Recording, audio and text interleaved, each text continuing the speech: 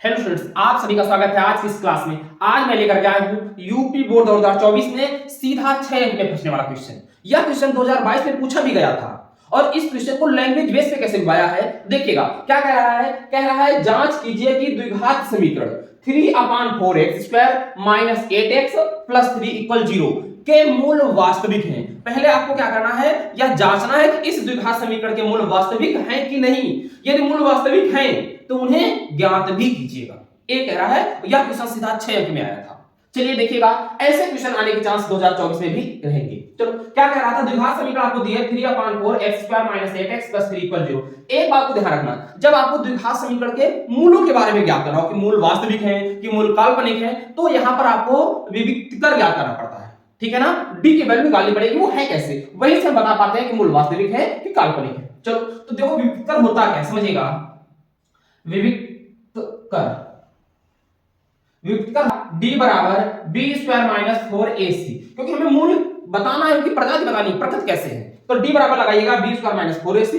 तो d का बराबर, अब b की वैल्यू कितनी है? b की वैल्यू देखिए यहां पर देखेंगे आप तो -8, ये वैल्यू किसकी है? b की है।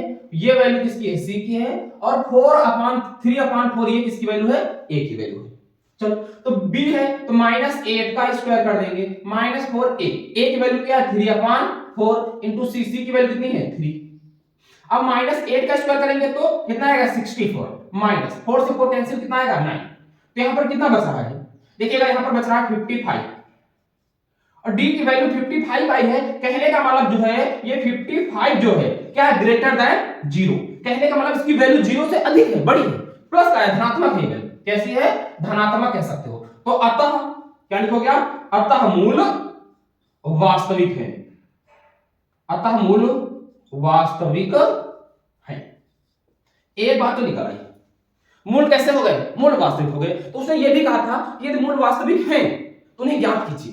देखो, मूल तो वास्तविक निकल आए, इतना तो करेक्ट हो गया। अगर मान लीजिए यही वैल्यू यहां पर नेगेटिव आता, सोचो, कल्पना करो कि ये वैल्यू कैसे आते? -55 आ जाते, 55 माइनस का आ जाते, तो यहां पर क्या होता? लेस देन हो जाता।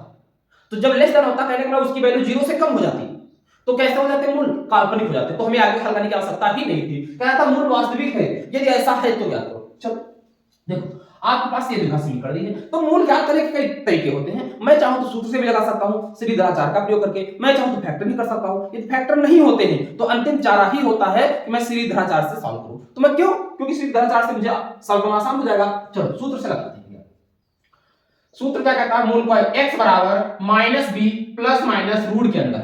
सोचो, कल्पना करो, रूट के अंदर क्या होता है? d होता है। d का मतलब b² - 4ac होता है। लिख देते हैं तो आप परेशान हो जाएंगे। चलो, b² - 4ac अपान 2a।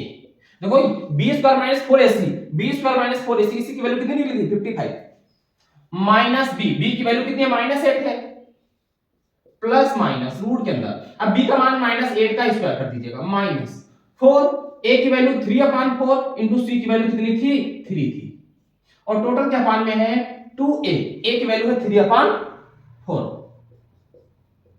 देखो, माइनस माइनस कितना हो जाएगा? प्लस का हो जाएगा, कितना? 8 आ जाएगा, प्लस माइनस रूट के अंदर। देखो 8 का स्क्वायर करेंगे तो 64 आएगा, माइनस कैंसिल हो जाएगा, कितना आएगा? 9। टोटल क्या पान में कितना आएगा?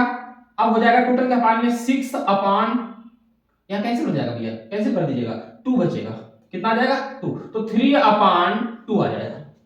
ठीक है, अब ये देखो थर्ड नंबर है, फोर्थ नंबर है, इसे मैं ऊपर ले जाऊंगा तो ये सबसे ऊपर चला जाएगा, तो ये 2/3 हो जाएगा। और देखो क्या बचा? 8 बचा ब्रैकेट में, प्लस माइनस रूट के अंदर 55 बचा। ये x की वैल्यू है। इससे ज्यादा ये सॉल्व नहीं हो सकते हैं। तो बहुत ज्यादा क्या कर सकते हैं आप? एक बार प्लस के ले सकते हो, एक बार माइनस के, या चाहो तो इसे लिख सकते हो x बराबर 2 मूल। क्या लिख सकते हो?